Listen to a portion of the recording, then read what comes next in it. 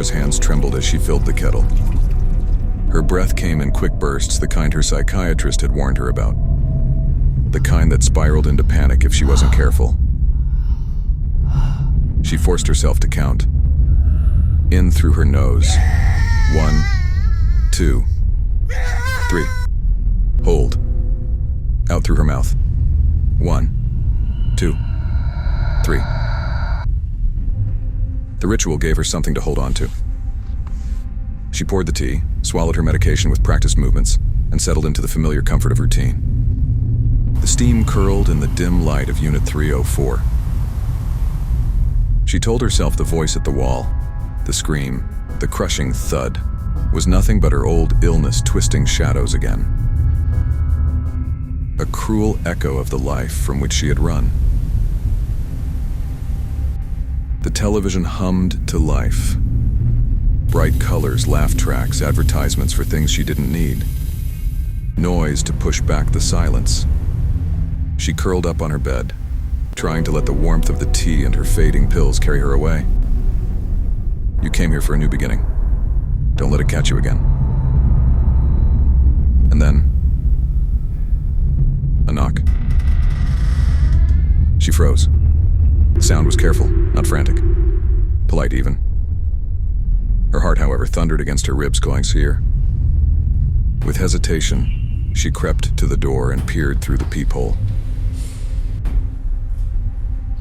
The landlady's husband stood outside. His face was as plain as ever, softened by a half smile. A man she had hardly spoken to, though she had seen him tending the small patch of grass near the building. She unlocked the door but kept the chain fastened, letting it open just a crack. Yes? Her voice wavered despite her effort. Evening? He said casually. His tone was warm, practiced. Sorry to bother you. I was just checking if you're settling in all right. Old buildings like these, lots of creaks, drafts, strange noises. Takes some getting used to. Mara's throat tightened. He knew. Somehow, he knew she had gone upstairs. She forced a smile. It's fine. Just still adjusting. It was then she saw it. The hammer. His right hand dangled loosely at his side, half hidden behind his leg. No toolbox, no nails, no other equipment. Just the hammer. Dark metal glinting in the hallway's light. Her stomach nodded. Doing repairs? She asked carefully. He looked down as though noticing it for the first time, then chuckled. Oh, this?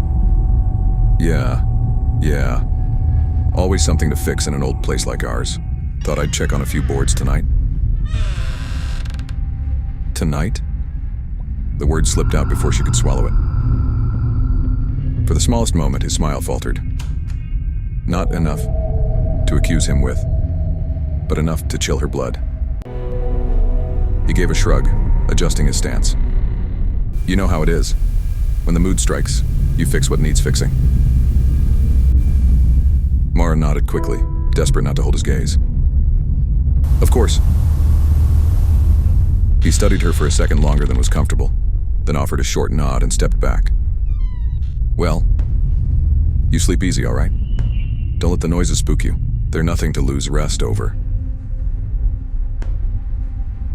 The hammer caught the light again before he turned and walked down the hall. Mara closed the door, slid the chain back into place, and pressed her forehead against the wood. Her breath shuddered. You're imagining things again. Overthinking. That's what you do. She repeated it like a prayer, but it felt hollow. She turned the TV off. The room was thick with silence once more. Crawling into bed, she pulled the blanket over her chest, shut her eyes, and begged sleep to take her before her thoughts spiraled again. But the image lingered, sharp and unshakable. The man, smiling at her door, a hammer dangling in his hand, with no nails, no tools, no reason at all.